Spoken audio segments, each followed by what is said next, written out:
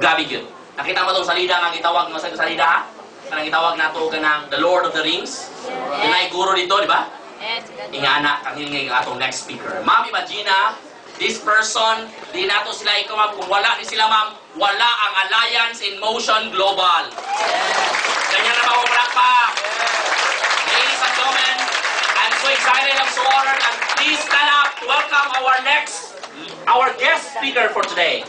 He is the Chief Finance Officer of Alliance in Motion Global. This person has been changing. He is called the mentor of all mentors. Atong praktison, 1 milyon! 1 milyon! 2 milyon! 3 milyon! Ladies and gentlemen, let's welcome our Chief Finance Officer, Sir Francis Miguel!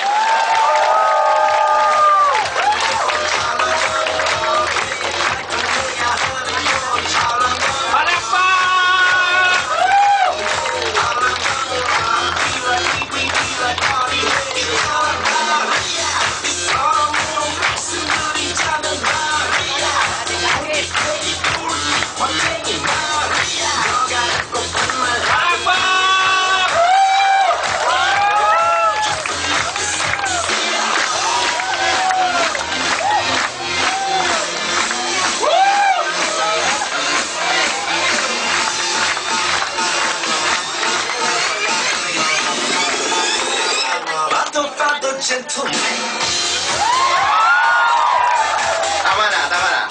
Conserve your energy. Sobrang init ngayon. Mainit na sa labas, mainit pa dito. Nag-iinit na ba kayo? Yeah! Palagpakan naman natin, Mars Mandal, and of course, Miss Lobo. Kailangan, huwag masyado akong magagagalaw kasi let's move slowly because I begin to perspire. Okay. Kumusta kayo mga first-timer? Okay na. Kaya naman sa inyo. Well, the reason I'm here, I'm about to close a deal so we can have our own building.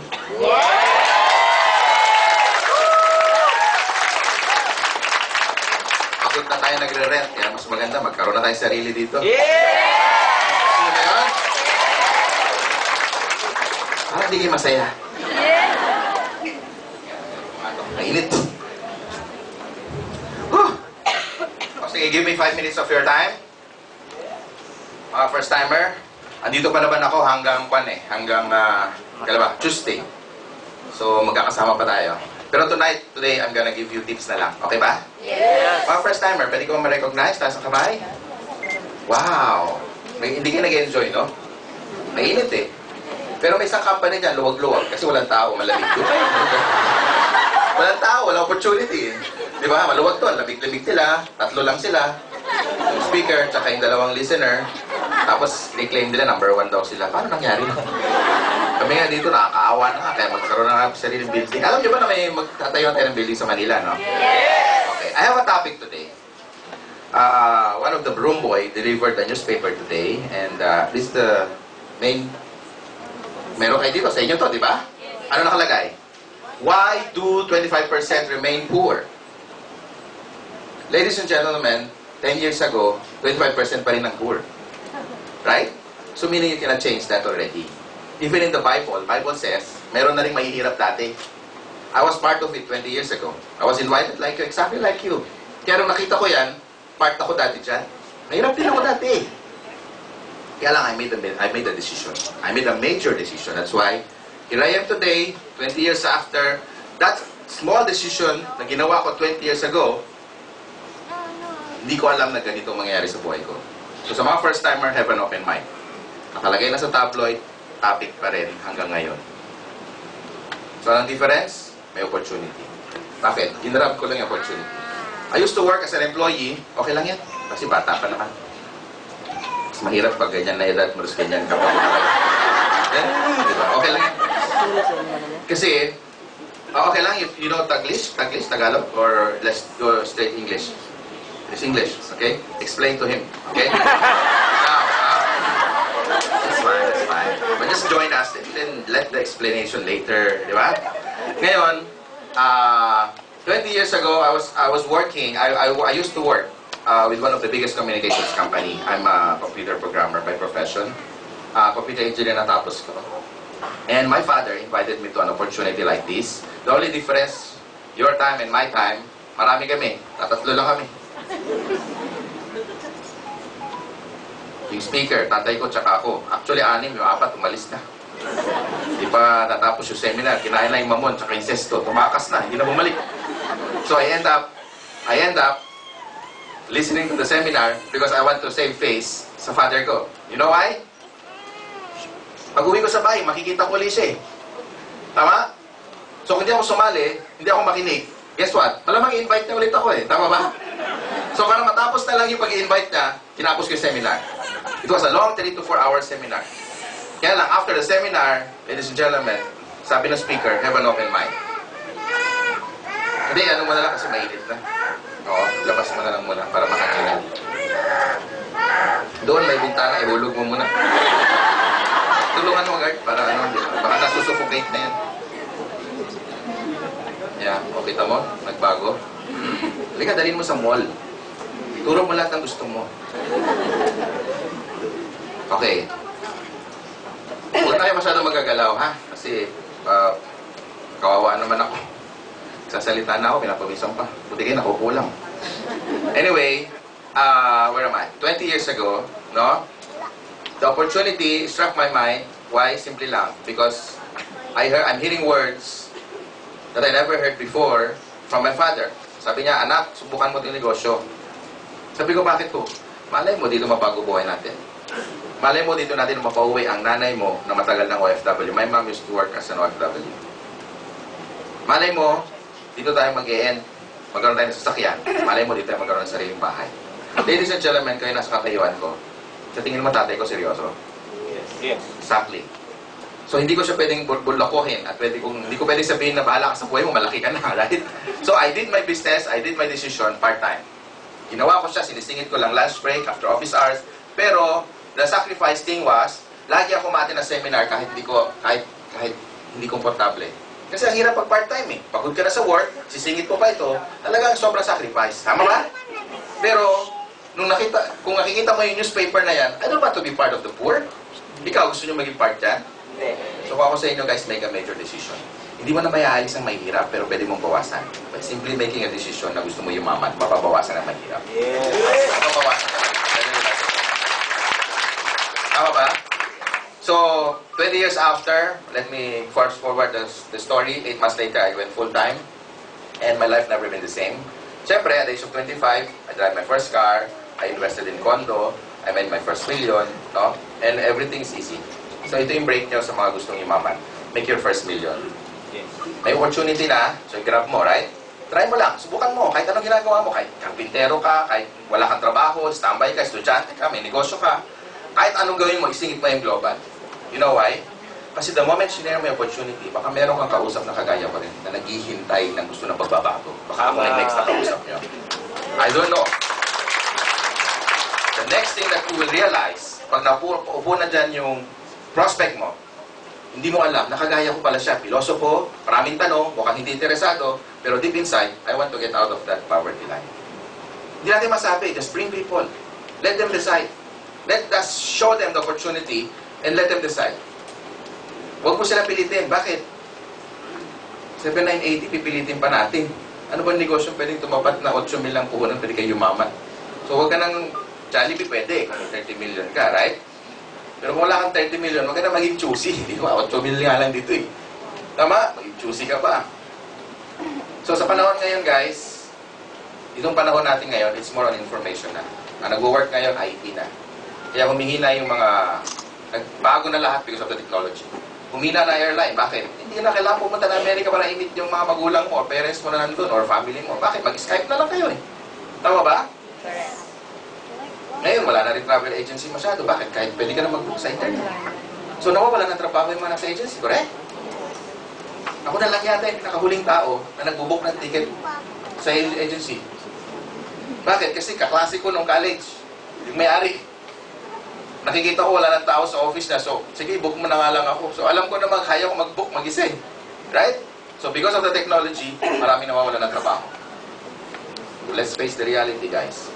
If you don't have an opportunity today, 10 years from now, baka walang magbabago mo sa buhay. Buti na lang 20 years ago na-invite ako ng father ko. And I owe my success to him. I'm forever grateful. Buti na lang inimbitahan ako. At buti na lang tatay ko. Kasi pag ibang tao, pwede na ako mag-quit eh. Ang hirap kaya ng first 3 months mo wala sumasama.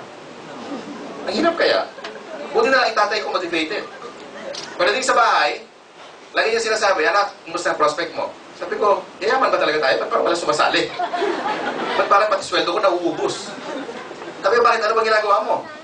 Pinapakain ko sila. Ina-expect ko sumali, pero hindi naman pala. Kakain lang.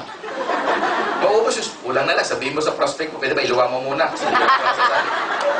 Buti naman, pwede ganun, right? So I'm doing things differently. Yung pala, may sistema. That was my first mistake. I'm doing my own thing. Akala ko alam ko na lahat. Because I'm an engineer. So sabi ko, ba't pa ako mag-aatin ng mga training? Hindi ko makailangan niya. Tama? Engineer ako eh. Yung pala, masyado mataas yung pride ko, nakain na ako ng ego ko, hindi ako ma-attend, hindi ako nakikinig. That's why in my first 90 days, I was a failure. Kaya lang sabi ng tatay ko, wala kang GLA. Wala kang good learning attitude. Yan ang nagpapabagal sa iyo. Talaga bakit? Pakinggan mo yung mga training, pupunta ka. Eh di ba yun din naman sinasabi kahapon, last week, last month? Pareho lang, di ba? Oo, pero kaya mo bang gawin siya sa harap ng stage? Di ba hindi? Yun ang kulang mo. You're just a follower. Gusto mo yumaman, be a leader. Doon, tinamaan ako. SK chairman ako eh. Twice to beat ako eh. Kahit maliit ako, mayabang ako. I was a politician. I'm a SK chairman. It's a little mayor like that. No corruption because we don't have money. In our place, it's just a name. Yeah, if you're SK chairman, you're sikat. You know, sikat. So we attract girls. That's it. No more. Money, no. So, doon ko na-test, guys, na I have a leadership inside me. Kasi, SK chairman ka eh. Landslide, walang boboto sa'yo kung isa kang, di ba, isa kang pakalat-kalat sa kalye, walang plano sa buhay. Tama, hindi ka boboto kung wala kang kwentang tao, right? So, doon ko na-feel, sabi ko, pwede kong gamitin ang problema, hindi ko lang siya pinag-aaralan. So, back to square one ako after 3 months. And guess what? Nag-soar yung cheque ko. From 1,002, naging 3,000, naging 8,000, naging 15,000, naging 25,000, naging 30,000. Okay ba yun? Lumaki. Pero sa global po, hindi nyo na ma-experience yan. Marami ako naririnig. In 3 months time, kumikita na ng 6 figures. So, hindi nyo nadadaanan yung mga dinaanan ko. Okay ba yun? Palakpakan nyo naman. So, you better decide today, kasi hindi natin masabi kung ano yung buhay mo 3 years from now. Tama. Tama ba? Well, looking back, 7 years ago in Cebu, we only have about a small seminar room. Siguro hanggang dyan lang sa'yo. Dyan lang, maliit lang. Nagtsatsaga yung mga leaders na nandito na nag-pioneer. Sikip-sikip. Wala sila opisina. Pero kami pumupunta mga may-ari. We're giving them hope. We're giving them a promise na magbabago buhay nila. So they stick on and they cling on. And today, they're very successful. Kaya dito, matira mayaman. Yes! Sabi mo sa katabi mo, matira mayaman. So, bakit? Kasi, habang magkakasama ang mga taong successful, believe me, pag tayo magkasama, at ang isang kasama mo ay successful, mahahawa ka eh. Malakas sa influensya niyan eh. Tama ba? Subukan mo sumama, kasama mo mahihirap. Anong mapapakinggan mo? Mas pasimple lang, drama. Tama ba? Hirap ng buhay, grabe. Di ba? Tama, pautang naman. Di ba? Lahat naman yung marinig mo eh. Kaya tumama ka sa loto, pautang, di ba? Nag-bonus ka, pautang naman. May sakitan ako, pautang ulit. Wala ko pa matrikula, pwede yung pahiram. Ladies and gentlemen, kung sino yung kasama mo for the next 5 years, yan ka magiging 5 years after. So, I was lucky. Basically, kasama ko tatay ko. Pareho kami mahirap. Pero, good news, sa loob ng seminar room, ang lagi namin kasama, mga gustong yumaman. Kaya, nahawa ako ng gusto. I was exposed to people who have wisdom, who have experience. Ako yung pinakabata during my time. Kaya gusto ko i-share sa inyo, guys, kasi naniniwala ako na kahit ordinaryo ka ngayon, pwede kang yumaman. Sino mag-aakala? Sino mag-aakala maging bilyonaryo? Hindi ko ma-realize na ngayon na itong buhay natin. Tama? So, you have to read the facts. Well, fact is, 25% remain poor. That's the fact. Actually, more. Hindi lang yung sinabi ko ang saktong figure. Tama? So, kung may 10 million tao sa Cebu, I don't know, kung sabihin natin 5 million, tanggalin mo 25%. Talaga mahihirap. Probably, Hindi nila kasalanan kasi malamang descendants nila, maring hindi sa financial literate. Pwede, right? Maring yung descendants niya, yung mga ancient, mga kamag-anak niya, maring wala opportunity, correct? Maring nung panahon niya, malamang lack of education. Maraming reason, hindi ko alam, right? And how I wish yung mga ancestral ko dati, mayayaman na. Sana pinamana na ako ng maraming lupa. Pinamana sa akin, cholesterol. High blood din lolo ko, namatay. Pati ako din, high blood din. Yun naman ako. So ladies and gentlemen, you can change that. Let me tell you, 5 minutes na lang. Let me share to you kung ano yung mga nagpakonvince sa akin. Gusto nyo? Yes! Dalawang bagay. Whiteboard. Marker. Sa mga first timer, ulitin ko ulit. Nakakita na ba kayo ng draft? Binanggit na ba ito kanina? Di ba? Binanggit na? Di ba ang draft, pag nilagyan mo ng tubig, pwede mapuno? Pero kung may butas, hindi mapupuno, right? Yes. Isa lang sumasagot. Yes. Delikado na ako dito. Sinabi ba ito kanina? Yes! O di ba kahit pagbutas hindi na talaga siya mapupuno? Why? Kasi kahit magkano kita mo, kung yung gastos mo, pareho, walang matitira. These are the words that I heard 20 years ago. Kaya it's a reality check sa akin. Sweldo ko sa PLDT, 8,000. Saan makakarating yun? Sipin mo, single pa ako, hindi ko nagsusurvive. Siyempre may obligasyon pa ako sa pamilya. Tutulong din ako sa kuryente. Tama? Tama. Kaya panay dating ako walang datong eh. Talaga alam mo yun, panay forma, naka-PLDT ka, naka-kurbata. Pero when you go home, then, andun yung reality. Tama? Lahat kami broke. So nung marinig ko to guys, my life never been the same. Naging financially literate ako. Tama eh. Whatever you do, kahit anong gawin mo, paano man ginagawa mo ngayon, kung ano man isingit mo ang global. Kasi baka pwede ka dito maging wealthy. Yes. Pwede. Singit mo lang. Because there's a saying, the best person that will take care of you when you grow older is the young person you are today. Yes. Habang malakas ka, may opportunity, ang laki ng pag-asa mo para maging wealthy. Hindi ko man kayo yumaman kalahati ng mga mayayaman ngayon, okay lang. At least sa community nyo, siguradong isa kayo sa mayaman.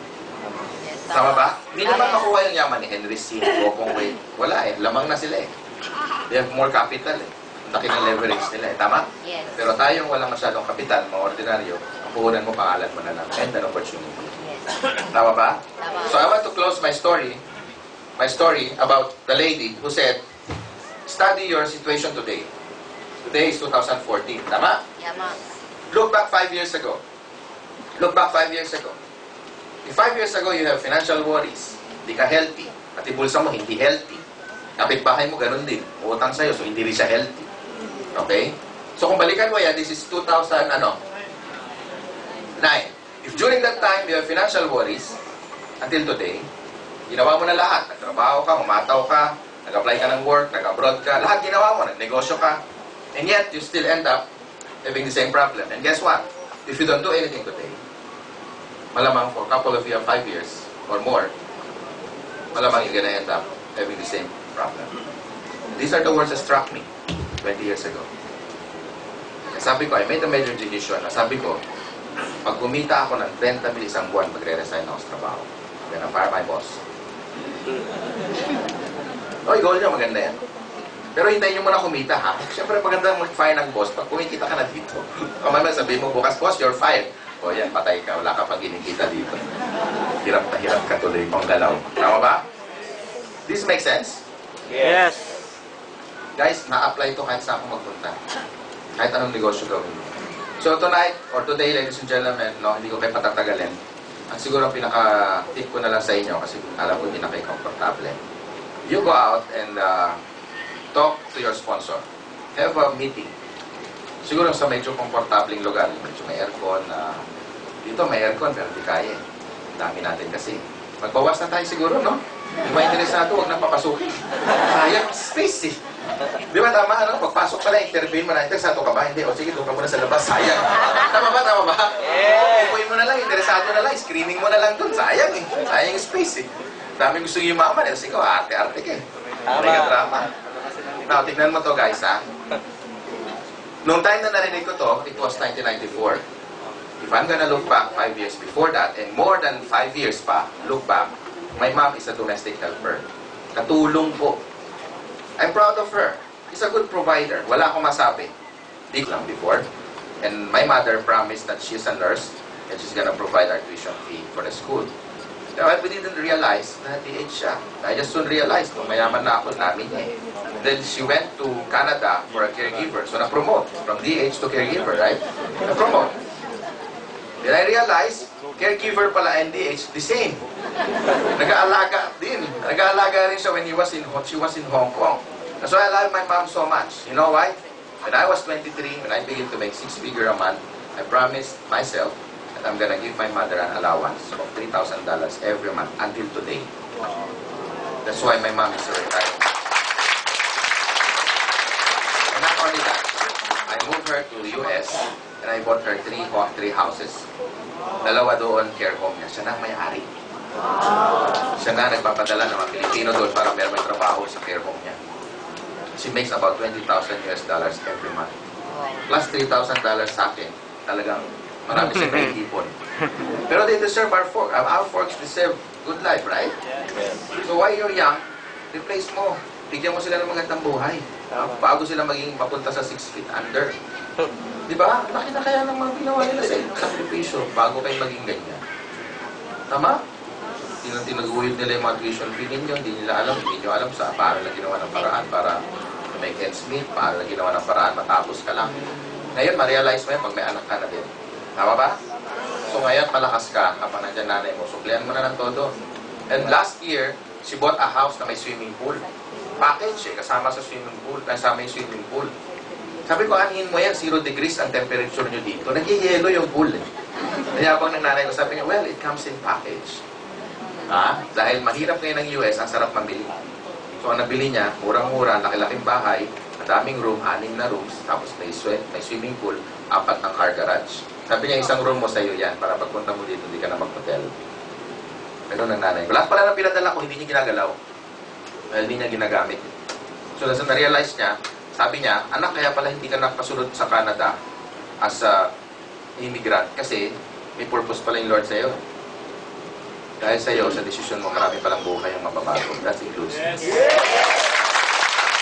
So kayo mga nagyan, probably sa divine plan ka nakaupo dyan. I don't know.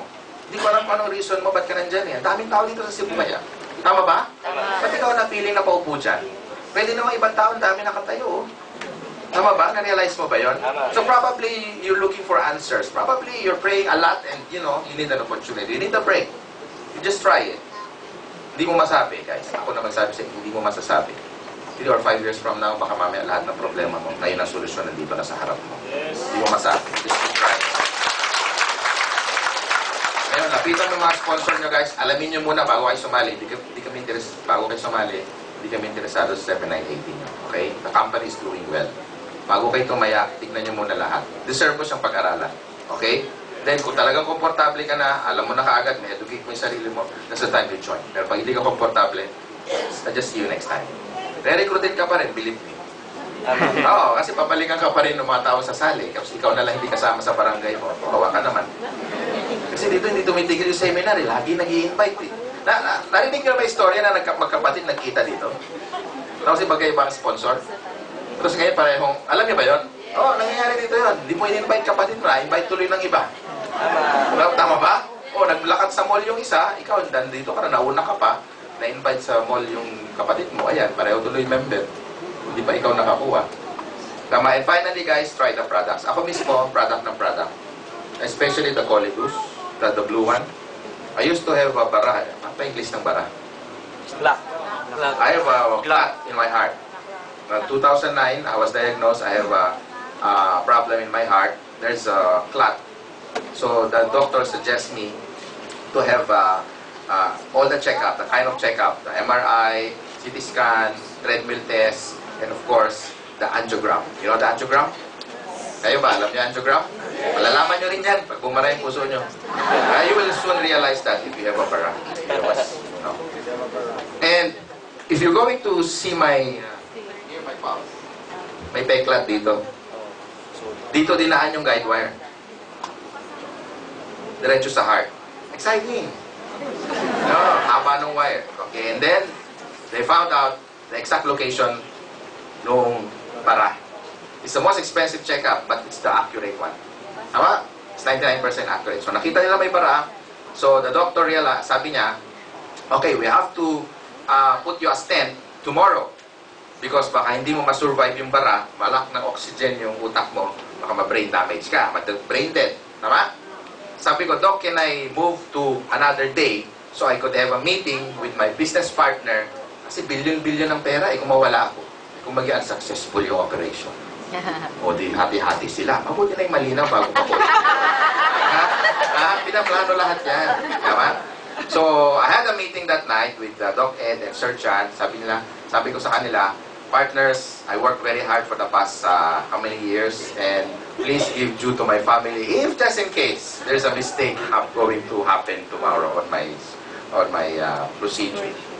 So sabi nila, okay, clear. You need to sign. Sabi kong gano'n. Kailangan ba natin pumirma? Hindi na, okay na yan. Huwag mo lang kami multuhin pag nawala ka, di ba? So, the following day, that was a Friday, ilalagay na yung stent. Pero that day, bawal ako kumain, bawal ako mag-isip, wala akong dapat gawin para hindi ako ma-stress. Kasi baka magtibok yung puso, right? So, relax lang ako, music lang, hinagay ko yung mga anak ko, hinirig na ako yung mga passbook ko. Siyempre, yung mga para relax ka, di ba? Sabi ko, pag naging successful to operation ko, bibili ako Ferrari. Sabi ko sa sarili ko. Ngayon, eto na. 10 o'clock the following day, that was a Friday. The night before, I took 6 Colibus. 2 sa umaga, 2 sa tanghali, 2 sa gabi. Plus a piece of saging. Bawal ako kumain eh. Ininom ko patago. 6 lang dala ng wife ko. Kami may-ari ng company, 6 lang dala niya. Grabe, no? Sa ganun. Pwede naman isang box, di ba? Okay. 6 lang dala niya, yung Colibus na yan. It was only launched that same year. So, bagong product lang. Hindi pa namin alam kung ano resulta. Ako yung unang guinea pig. Okay? So, pag inom ko ng ganyan, patago, sige, ganyan, hanggang gawin. The following day, ilalagay na yung stent. Alam niyo ba yung stent? Stent is the tube na ilalagay kung nasaan yung bara para magbukas uli yung ugat. Tawag ng stent. Malalaman ka rin yan. Pag nagbara yung mga. Now, trust me, malalaman niyo yan.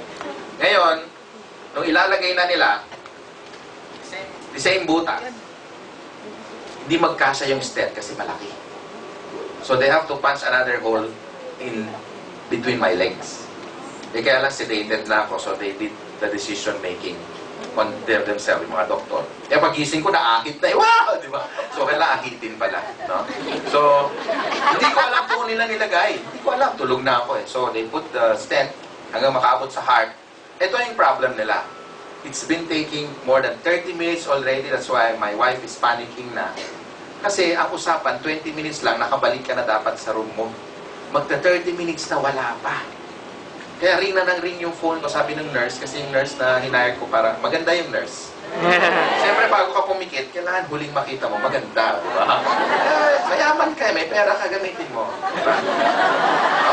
Overtime pay yun. Ako ba?